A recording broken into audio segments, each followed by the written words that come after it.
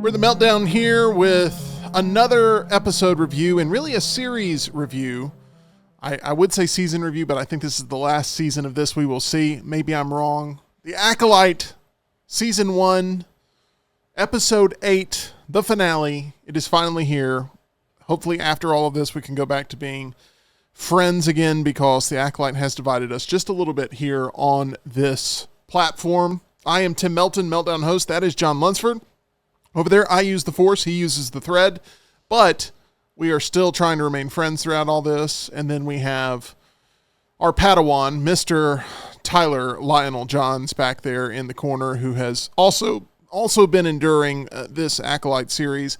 I don't want to do a lot of the talking here because I have been pretty firm in my dislike of the Acolyte.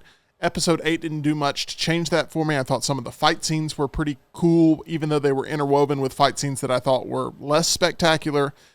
I enjoyed some of that.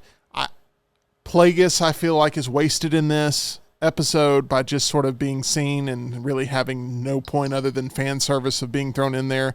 Yoda, it's an absolute, joke that... Brought up Darth Plagueis. I brought up Darth Plagueis weeks ago, like episode 3 review. I said, we might see Darth Plagueis. So I just wanted to say I was right. Yeah. We saw him, and that was about it. I feel like I brought up Yoda, and they said, nah, I don't think Yoda's going to appear. And then, did he really appear? I mean, all we saw was the back of we saw head. the back of Yoda's head. No, Yoda appeared. Plagueis and Yoda both Yoda, appeared in this. That was not If it's not Frank Oz, does it really count? Well, I mean, I kind of agree with you there, but Yoda was there. Yes, it was Yoda. It was obviously Yoda. John, the Acolyte, where do you sit on it after the season finale? It is funny, though. So every time we do a review of anything, whether it's House of the Dragon, this, a movie, whatever, I always pull up the Wikipedia page just so I can have some cast facts, storyline facts, whatever, just so I don't miss anything. It is funny, like, I didn't watch The Acolyte until the Wednesday morning after it came out on Tuesday night. Because of the different schedule, I could watch at a different time this week with our schedules being a little different. And I pulled up the Wikipedia, and the first thing I saw was, a mysterious figure, or it didn't say mysterious figure, it said Darth Plagueis watched them depart. Yeah. And then at the end, it's like, and then, Vernestra, whatever her name is, talks to Yoda. And I just pulled it up, and it says, a mysterious figure watches the pair depart. And then there's like a little footnote. In news articles, it says it's Darth Plagueis. And at the end, Vernestra reports to a Jedi Master, identified off screen in news articles as Master Yoda. So it's like they won't even say it's Yoda. They won't say it's Plagueis even still officially, even though Leslie Headland and I'm sure a lot of other people have come out and said, yes, that's who it was. But it's just funny how like they still have to act like, ooh, mystery. It ain't a mystery anymore. This is why you should go to Wikipedia instead of Wikipedia. Yes. But Wikipedia is a good source. It is a good source. The problem with this final episode is it started writing checks that the show won't be able to cash anymore because it probably won't get a season 2. Every article I read about this, when it's like, oh, okay, Plagueis is a character that I feel like there were a lot of people who wanted Snoke to be some form of Plagueis, either brought back or instead of the Emperor bringing himself back via a clone, that Snoke was somebody like that. And then he ended up kind of really not meaning much of anything to the story. There's always these kind of hints of like, oh, maybe this is where we'll see him. Okay, maybe this is where we'll see him. And even if it has to be a flashback, because obviously the Emperor killed him, which is what then led to the Emperor becoming the Emperor and everything that happened in the Skywalker saga. But this then was like, okay, we're just going to show him creeping behind a rock, that this is supposed to be one of the most powerful Sith of all time. Yep. And all we see is this little old man creeping behind a rock, basically. And it's like, okay, well, let's explore this further. There's 100 years to go. At this point, Palpatine, I would not think has even been born yet. Nope. 100 years before, so he's not. So Plagueis is probably an apprentice to somebody else at that point, to where, okay, let's explore that. But we're never going to get a second season of this. And Headland said in all of her articles, I feel like, oh, I've already got the whole second season fleshed out where we're going to explore Palpatine and Plagueis. It's like, oh, okay, that would be cool. No, it except wouldn't. We're never actually going to see it. That's the problem, John. That's what we disagree about, right? The execution of this series tells me that would not be cool. In general, that would be cool. Do you mean the idea of it, or how you see Leslie Headland executing that idea? I'm talking about utilizing those characters with what we have set up from season 1 of the Acolyte, the stories we have set up, the fact that they're even involved in this baseline story. I feel like it would be wasted. Their appearances would be wasted in a story like this if it was to continue on for season 2 compared to just making a Plagueis series. I don't necessarily disagree because you can't just kill everybody from this series, and I don't mean actually kill them, but like just completely remove them necessarily just to focus on that. You kind of have to keep some of what you have in season 1 to ultimately move it forward. And I'm sure there would be ways to do that, but nobody necessarily wants to see that, obviously, because people didn't like this show. So the idea of it is very cool. If the execution of it wouldn't necessarily be there. If I'm Disney, I'm happy that Plagueis is introduced without having any sort of real tie to this series, to where you can do something with Plagueis that could be cool, that does not have any sort of association with Acolyte season 1, really. Because I think the character that they screwed up the most in this, really, it's the twins. The twins, either the younger version or the older version, they were annoying. The acting was not good. The writing was not good. The motivations flip-flopped left and right, and who's good and who's bad and all this stuff, and none of it was interesting. None of it. And we still have questions about how they even originated in the first place and what that means for the legacy of, let's say, a character like Anakin Skywalker in episode 1. Because it sort of undoes the specialness of that even at its best. And at its worst, it's just highly annoying to watch. I didn't like Osha or May. Did you feel the same way, Tyler? Or did you actually start to grow more into being intrigued by these characters that are supposed to be the focal point? I mean, that's what Plagueis supposedly cares about. That's what every one of these characters, all their motivations revolve around these twins that are one and the same, actually, that we learn. They're actually just one person split into two. We didn't really learn how that then. We did not learn any of that. And that's came why, to be two people instead. But that's why I think if you were to do a Plagueis series, you can't ignore this season now, because you can pretty much assume through this season that Darth Plagueis created the twins or taught the witch cult how to create, because that's Plagueis' whole creating thing life is with the creating Force, of life, because that's what he promised Anakin in the prequels, that then you can keep Padme from dying. And so all of that would make sense within it. Just the thing is, the people don't want to see that, and that's where then I feel like if you said, hey, there's a Plagueis show coming out, awesome, done by the Acolyte people, and it's going to have characters from that, then people would instantly jump out. That's what I'm saying. But you can't do a second season, air quote, of the Acolyte and make it this story. Like, she wanted it to be that way. Mm-hmm. Obviously, you can't do it that way. You can take the pieces of that and say, here, somebody else go do a show. Scrap this thing for parts. But this is a totaled vehicle. Scrap it for parts. There's parts to be scrapped, but you can't necessarily just keep driving that car around the whole time. Parts that already existed that they incorporated in as fan service. Look, I think the character they screwed up the most after the twins is Soul. Because Soul was a character that I think a lot of people went, that's the highlight of the show for me, is Soul. And then, I mean, I know that it's sort of a gray area and people will be on both sides of this argument, but is Soul a bad guy? Or did he make a panic move? Or did he have too much emotions? Or what is Soul's Achilles heel? Just because you're a bad guy doesn't mean you have to be condemned to death. A bad guy. He's basically condemned to death. And Soul even... it seems to be content with that. Yeah, I did mess up. I am an awful person. You know, I'm ready to die. That's the feeling I got from his exit from this series. What did you make of the way they handled Soul, Tyler?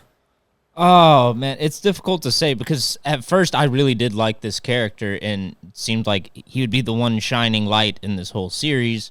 And then towards the end, it's like you get the sense that it was just emotions for him. He wanted to have a Padawan, and so he kind of went out of his way to do it. And what did he really do that was wrong? Yeah, that's another problem I have with it, is that he's treated almost as a pariah by some of the elder Jedi, but I think he did the right thing, especially if it is indeed Darth Plagueis creating the twins. Why would you not get them out of there? And now he's the fall guy for the Green Lady to use her manipulation. Well, he's an easy fall guy now that he's dead. Obviously, she didn't kill him. Yeah. But what he did wrong to the twins was kill their mom, whether that was good, bad, whatever. Did he even know he was killing her by hitting the magic dust that was floating floating through the air? I don't really know. Yeah. It seemed a little hasty to whip your lightsaber out when she started turning into dust. And then B, do you hit a vital organ when they turn into dust and it seems like the organs kind of disappear because it seemed like he kind of stabbed her like through the heart or something, to where that whole scene was not played out quite enough to really make me think one way or the other. I don't have a problem with him dying knowing this is probably the only season. So that way it's not like, well, you're doing a season 2 and you can't bring Soul back unless he's like Force Ghost or something. There's another weird thing to me. May witnesses the murder, right? The murder of her mom. Of her mom. Yeah. Yeah. But yet her motivation in the series is never, I'm going to avenge my mother's murder. I thought that was the whole point, and she was going the whole motivation through the was different she Jedi. was The motivation was she killed everybody. She was instructed, kill all these Jedi without a weapon in order to earn this. And remember, she's going through the forest going, you know what, I'm going to team up with the Jedi. I think actually that it's going to be a good thing for me to go over with him, not realizing she was talking to the person who's setting her up on all this stuff.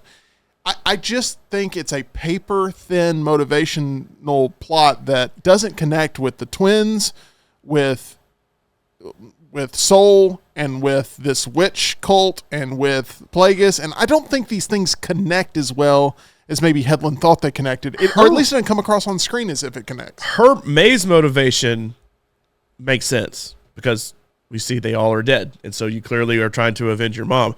What doesn't make sense is her working with her Sith master, overlord, whatever, and him caring about that. Because then obviously they throw the thing in there that I think people kind of saw coming, that I think they're just officially calling him the Stranger now, by the way.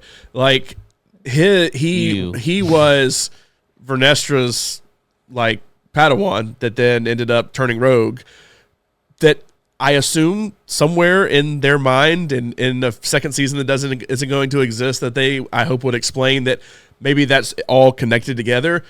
But he should not necessarily care about. I think what they're trying to play at, she doesn't care enough. I'm making this up on my own. What they're trying to play at is that the witches are Sith as far as the Jedi is concerned. Like, if you're not Jedi, you're bad, pretty much. And so whether you're a witch, whether you're actual Sith with a red lightsaber, whatever, you're bad.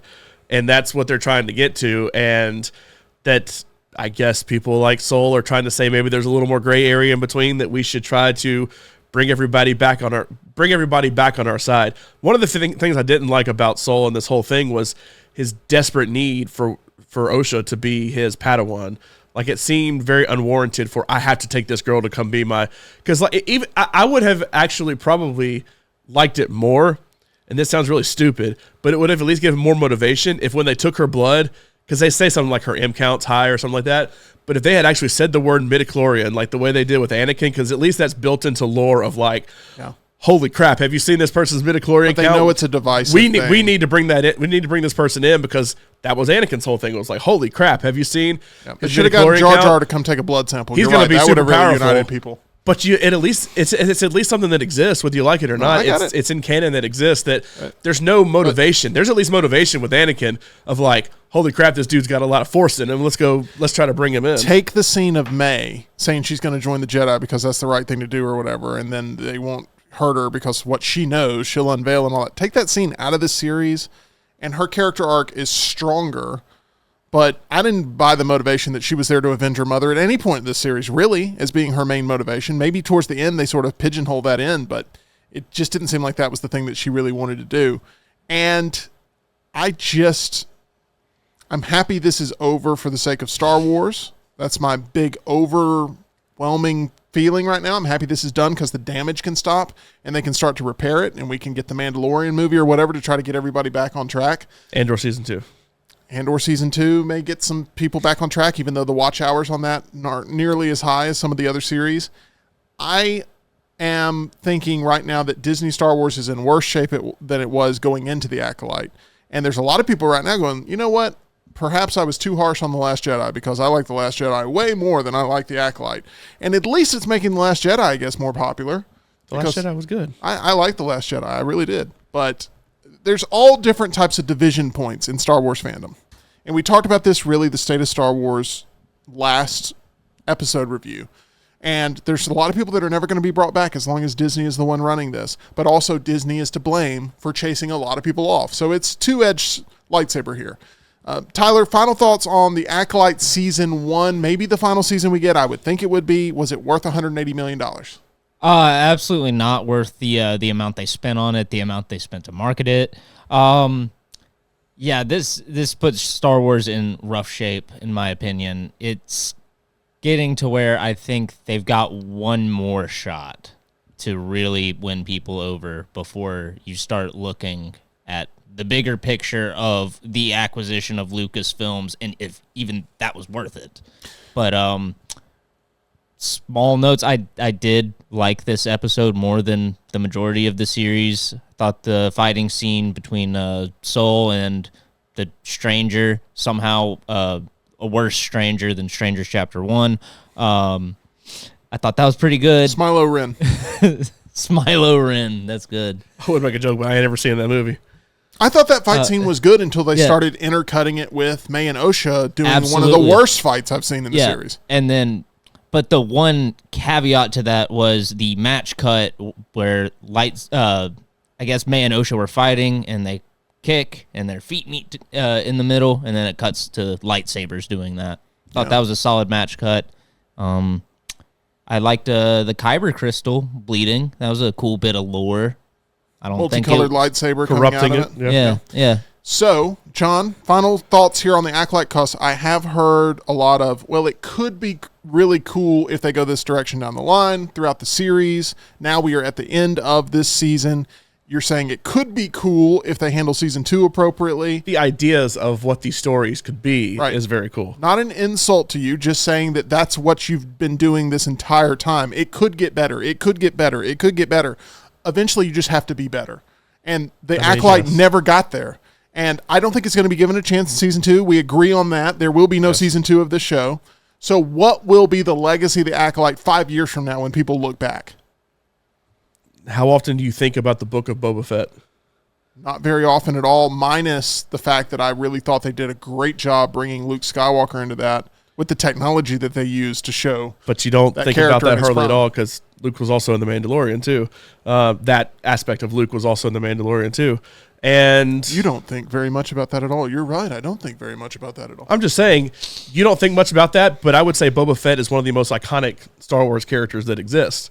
And he was a side character that everybody propped up, but yeah.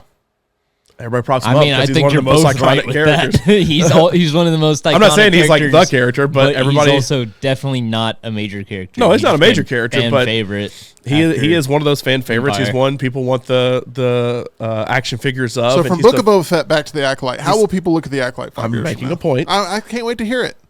You don't think about that at all, and that's a character everybody knows and everybody seems to enjoy, whether it's a side character or not. Even less is what he's saying. You don't even think about that. So you're not going to think about this. Nobody's going to think about it. Nobody's going to even remember it exists if they can put something out that's worth anything. Andor was a very good show. It got really good reviews. It may not have been watched. It was a longer show. It was many more episodes. But if you were somebody like Tyler, who's probably the only person that did this, that bought Disney Plus strictly for The Acolyte, I highly recommend go watch all the other stuff that is very good out there from Disney and Star Wars when it comes to TV shows.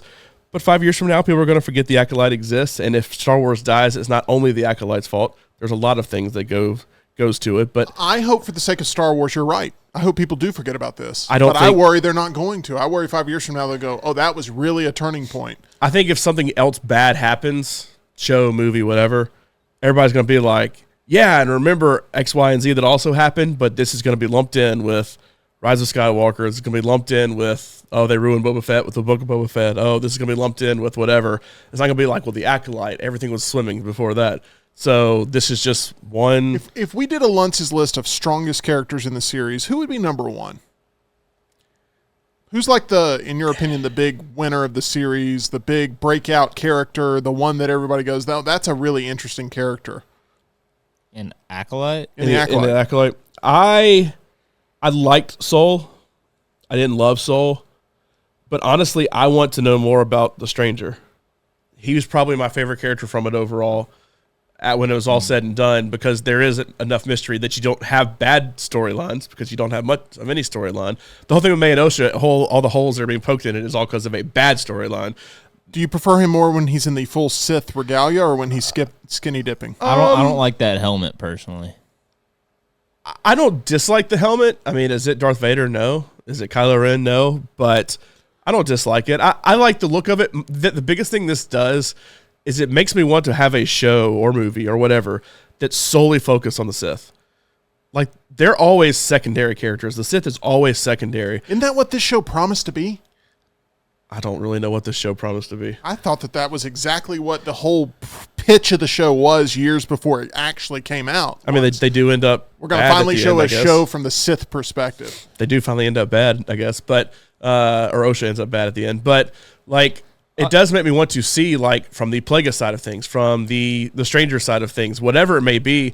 There's the whole lore of the Sith that, like, you only explore in them talking every now and then, or in a book that. Who reads books nowadays? Like, it does make me want more of that. So every time a bad person pops up on screen, it's like, I want to know more about the motivations of the bad person. Why did Thanos work so well? Because you know exactly what his motivations are, and you kind of agree with some of his motivations. They were consistent. So, like, you want to see. So it makes me want. Okay, there's little trickles of good Sithness.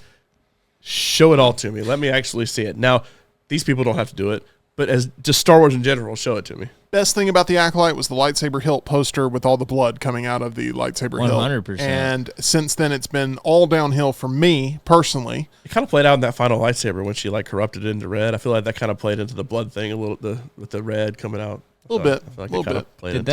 Did that lightsaber whip ever come into play? I don't remember seeing it. Yeah, one time it got used, and Vernestra did it to kill one of the big bugs when they went to the Wookiee planet to look for him after they had that. Yeah. You know, it was that big lightsaber fight, and after all the people Jedi died and everything, her and her people went to go look for him, trying to figure out what happened. And a big bug was about to come, and she turned around. Worst actor in the entire series is Vernestra's. Vernestra's bad. It's just the worst. But it's cringy. You know who that is? Leslie Headland's wife.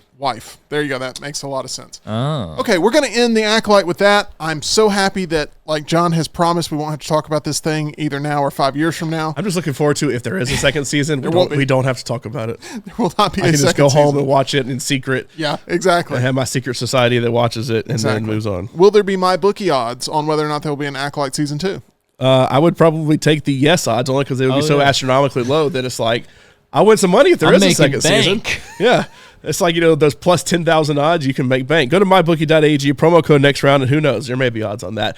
But you can bet on all kind of stuff. You can bet on the sportsbook. You can play in the casino. And, hey, there's all kind of crazy entertainment, political, whatever odds you want to play on. Go play at mybookie.ag. For the sake of our sanity, I'm glad this series is done. It seems like it's done. If they announce an Acolyte Season 2, I will be absolutely stunned and shocked beyond just all things in my belief system. But that is where you can come secretly watch it with me. It's okay. That is where we're going to I wouldn't mind reviewing season 2. No, we ain't doing that. It's content. No, thank you.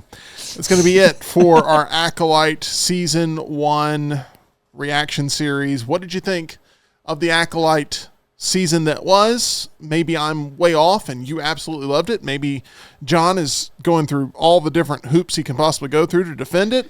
However you feel about it, we'd love to hear from you, either on our socials. My final score for the Acolyte. Oh, God. Higher than Jaws. Is a 5 out of 10 as an overall series. Wow. I'll accept that, John. Yeah.